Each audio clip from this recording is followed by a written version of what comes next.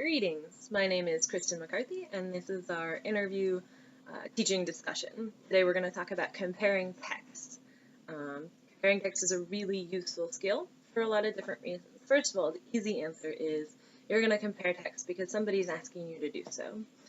Whether in one of your English classes, social studies classes, science classes, one of your teachers wants you to look at two different pieces of material and compare them.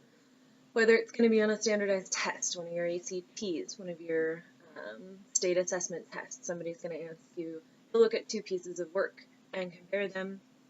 But for me, the best answer is because comparing texts is a really useful skill to have. It deepens your understanding of both texts.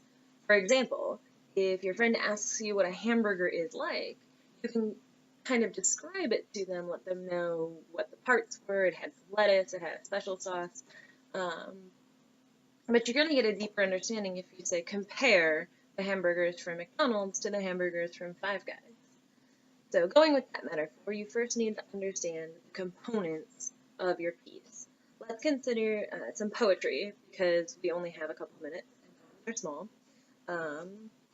So for our first piece of text, we're going to look at Dust of Snow by Robert Frost. Dust of snow. The way a crow shook down on me, the dust of snow from a hemlock tree, has given my heart a change of mood and saved some part of the day I've rued. Now the first thing we want to do is identify what's confusing, right? So some of the vocabulary can be a little bit tricky. In this particular poem, I picked up the word rude, not R-U-D-E, like somebody's been rude, but to have bitterly regretted something, to have rued something. Anytime you find a word you don't know, please look it up and don't feel stupid. I look up words all the time. I want to know what they mean, and in order to know what they mean, you have to find out, right? The second thing that's really important about understanding poetry is understanding punctuation, right? Reading poems is really tricky, and it requires a longer lesson than we have time for right now. But understanding what each of your punctuation marks do and how that translates to reading it out loud is really important. But we'll save that for another time. Okay.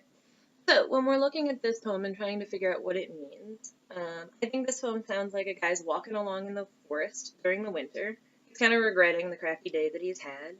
And when a bird up in the branch shakes some snow on him, it makes him a little bit happier now. So in comparison, let's look at a poem called Soft Snow by William Blake. Soft Snow. I walked abroad in a snowy day.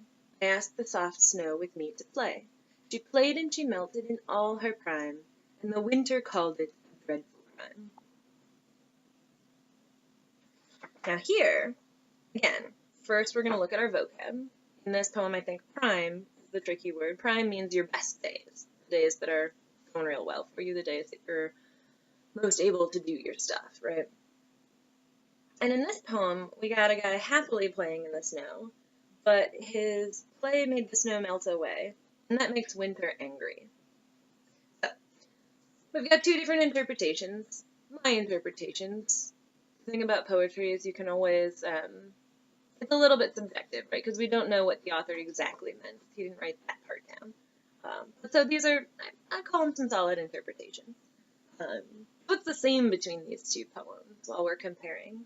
Some of the things that are the same, obviously, is that they're taking place in the winter, and that they have the same kinds of characters. They've got one guy walking along in the woods, and one other acting character. In the first poem, you've got the bird. Doesn't seem like a character, but he's the only other part of that piece of text doing anything.